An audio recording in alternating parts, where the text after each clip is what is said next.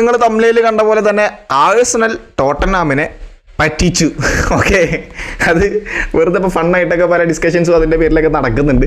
Actually ഇത് എന്താണ് issue? Okay, അതായത് ക്രിസ്റ്റൽ പാലസിലൊരു പ്ലെയർ ഉണ്ട്, അവരുടെ നമ്പർ 10 എസെ എന്നാണ് ആ ഒരു പ്ലെയറിൻ്റെ പേരുള്ളത്.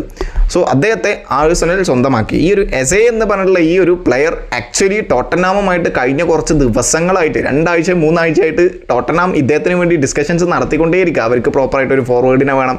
ഓക്കെ, അത്യാവശ്യം നല്ലൊരു ഇൻഡിവിജ്വൽ കാപ്പബിലിറ്റി ഉള്ളൊരു ഫോർവേഡിനെ വേണം. ഈ എസെ എന്ന് പറയുന്നത് അത്യാവശ്യം നല്ലൊരു ഇൻഡിവിജ്വൽ കാപ്പബിലിറ്റി ഉള്ളൊരു പ്ലെയറാണ്.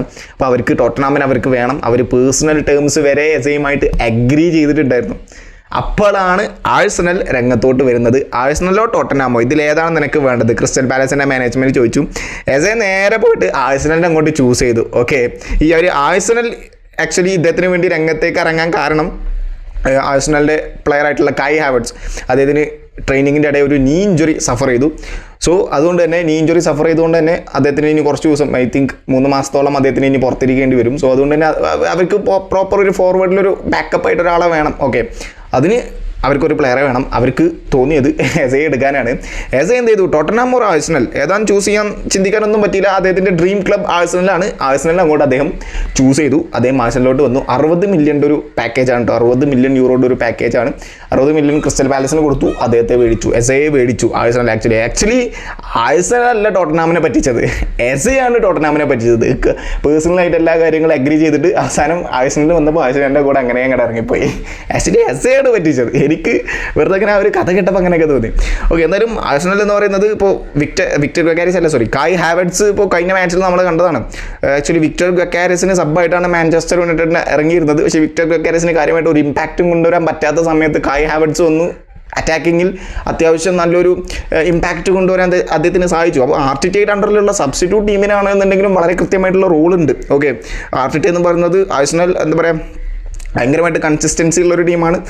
അദ്ദേഹത്തിന് എല്ലാ പ്ലേയേഴ്സിനും, അതായത് യങ് ടീംസിനെ ബിൽഡ് ചെയ്ത് കൊണ്ടുവരുന്ന ഒരു ടീമാണ്. മറ്റേ തിയറി ഹെൻറി പറയുന്നുണ്ട് ആ ഒരു ടോൾ ബിൽഡിങ്. ഓക്കെ, ഒരു തിയറി ഹെൻറിൻ്റെ ആ ഒരു അദ്ദേഹത്തിൻ്റെ ആ ഒരു ഇൻ്റർവ്യൂ സെഷൻ അല്ലെങ്കിൽ ആ ഒരു ഡിസ്കഷൻ കേട്ടിട്ടുള്ളവരാണെന്നുണ്ടെങ്കിൽ മനസ്സിലാവും. ടോൾ ബിൽഡിങ് അതാണ് ആഴ്സണൽ. അത് ഭയങ്കരമായിട്ട് ഇവരൊക്കെ ഇങ്ങനെ കളിയാക്കാറുണ്ട്. സോ അല്ല, എന്നാലും ആഴ്സണൽ എന്ന് പറയുന്നത് കഴിഞ്ഞ കുറച്ച് വർഷങ്ങളായിട്ട് ഭയങ്കരമായിട്ട് കൺസിസ്റ്റൻസി ഉള്ളൊരു ടീമാണ് കേട്ടോ. അത് അല്ലാതെ നമുക്ക് ഒരിക്കലും പറയാൻ പറ്റില്ല. ആർട്ടിറ്റ വന്നതിന് ശേഷം സംഭവം ശരിയാണ്, അവരെപ്പോഴും സെക്കൻഡാണ് ആവാറുള്ളത്. മാഞ്ചസ്റ്റർ സിറ്റി കപ്പടിച്ചു, ആഴ്സണൽ സെക്കൻഡ്. ലിവർപൂൾ കപ്പടിച്ചോ, ആഴ്സണലായിരിക്കും സെക്കൻഡ്. അതൊക്കെ ശരി തന്നെയാണ്. പക്ഷേ ആർട്ടിറ്റ എന്ന് പറയുന്നത് ഒരു ലക്ക് എന്ന് പറഞ്ഞൊരു ഫാക്ടറിനും ഭയങ്കരമായിട്ടുള്ളൊരു ഇമ്പോർട്ടൻസ് ഉണ്ടടി.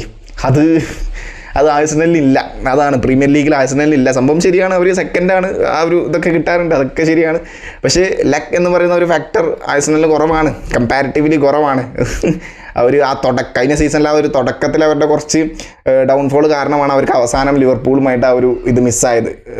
ചാമ്പ്യൻസ് ലീഗ് അല്ല, സോറി, പ്രീമിയർ ലീഗ് മിസ്സായത്. ചാമ്പ്യൻസ് ലീഗിൽ കഴിഞ്ഞ സീസണിൽ സെമി ഫൈനലിൽ വരെ എത്തിയിട്ടുണ്ട്. പക്ഷേ ലൂയിസ് എൻറിക്കയുടെ BS ടീമായിട്ട് പരാജയപ്പെട്ടു ആർട്ടിറ്റ. അങ്ങനെ ഞാൻ പറഞ്ഞു വരുന്നത് ആക്ച്വലി ആർട്ടിറ്റയുടെ അണ്ടറിലുള്ള പ്ലേയേഴ്സിനും ഓരോ പ്ലേയേഴ്സിനും അതിൻ്റേതായുള്ള റോളുണ്ട്. അപ്പോൾ എസയാണ് ഇപ്പോൾ അവർ കൊണ്ടുവന്നിട്ടുള്ളത്, പുതിയ പ്ലെയറായിട്ട് അവർ കൊണ്ടുവന്നിട്ടുള്ളത്. കായ് ഹാവർട്സിന് ഇഞ്ചുറി ആയതുകൊണ്ട് തന്നെ വിക്ടർ ഗക്കാരിസിന്, അതായത് എസ എന്ന് പറയുന്നത് ആക്ച്വലി CF ആണ്. അതായത് ക്രിസ്റ്റൽ പാലസിൻ്റെ നമ്പർ 10 ആയിരുന്നു. CF ആയിട്ട് ഇറക്കാൻ പറ്റും. ക്രിസ്റ്റൽ പാലസ് ലെഫ്റ്റ് വിങ്ങും റൈറ്റ് വിങ്ങും ആയിട്ട് കളിപ്പിക്കാറുണ്ട്. ഈ എസ എന്ന് പറയുന്ന ഒരു പ്ലെയർ ആക്ച്വലി നിങ്ങൾ കഴിഞ്ഞ സീസണിൽ FA കപ്പ് ഫൈനൽ കണ്ടിട്ടുണ്ട് എന്നുണ്ടെങ്കിൽ നിങ്ങൾക്ക് മനസ്സിലാക്കാൻ പറ്റും. മാഞ്ചസ്റ്റർ സിറ്റിയോട് ക്രിസ്റ്റൽ പാലസ് 1-0 എന്നുള്ള സ്കോറിനാണ് വിജയിച്ചത്. ക്രിസ്റ്റൽ പാലസ് കുറേ വർഷങ്ങൾക്ക് ശേഷമാണ് ആ ഒരു കപ്പ് നേടിയത്. ആ ഒരു 1-0 എന്നുള്ളൊരു സ്കോറിൽ ആ ഒരു ഗോൾ അടിച്ചത് ഈ ഒരു എസയാണ്. ഓക്കെ, അത് നിങ്ങൾക്ക് ആ കളി കണ്ടവരാണെന്നുണ്ടെങ്കിൽ മനസ്സിലാക്കാൻ പറ്റും. ഓക്കെ, അപ്പോൾ ആ ഒരു എസയാണ് ഈ ഒരു ആഴ്സണലിലോട്ട് വരുന്നത്. സോ ആഴ്സണൽ ടീം ബിൽഡിങ്ങിലാണ് നടന്നുകൊണ്ടിരിക്കുന്നത്. അവരിപ്പോൾ കുറേ ട്രാൻസ്ഫേഴ്സ് നടത്തിയിട്ടുണ്ട്. ആക്ച്വലി സൂബിമെൻഡി ആയിക്കോട്ടെ, വിക്ടർ ഗക്കാരിസ് ആയിക്കോട്ടെ, ഇപ്പോൾ എസെ ഉണ്ട്. അങ്ങനെ കുറേ അത്യാവശ്യം നല്ലൊരു ട്രാൻസ്ഫേഴ്സ് അവർ നടത്തുന്നുണ്ട്. ചിലപ്പോൾ മേ ബി ഗബ്രിയൽ മാർട്ടിനെല്ലിക്കൊക്കെ ആയിരിക്കും ഈ ഒരു എസെ തിരിച്ചടി ആവാൻ പോകുന്നത്. ചിലപ്പോൾ may be Kai Havertz actually attacking മിഡ്ഫീൽഡറാണ്. ഓക്കെ, പക്ഷേ ആർട്ടിറ്റ കായ് ഹാവർട്സിനെ ഇറക്കൽ ചില സമയത്ത് സ്ട്രൈക്കറായിട്ടൊക്കെയാണ്. ചിലപ്പോൾ അവർ ഫാൾസ് 9-ലൊക്കെ ഇറക്കാറുണ്ട്. ഓക്കെ, ചില സമയത്ത്. അപ്പോൾ കായ് ഹാവർട്സിന് നീ ഇഞ്ചുറി ആയതുകൊണ്ട് തന്നെ എസെ ഇറക്കിയിട്ടുണ്ട്. 60 മില്യൻ്റെ പാക്കേജാണ്. സോ നമുക്ക് നോക്കാം. എന്തായാലും ബാക്കി ഡീറ്റെയിൽസ് ആഴ്സണലിൻ്റെ വരും മാച്ചസുകളൊക്കെ നമുക്ക് നോക്കാം. ഈ ഒരു സീസണിലെങ്കിലും പ്രീമിയർ ലീഗ് ആഴ്സണൽ നേടുമോ ഇല്ലേ എന്നുള്ളത് നമുക്ക് നോക്കാം. എന്തായാലും നേടട്ടെ. അവർ കുറേ കാലങ്ങളായിട്ടില്ല സെക്കൻഡ് നേടട്ടെ ആർട്ടിറ്റയുടെ Arsenal. So thank you so much.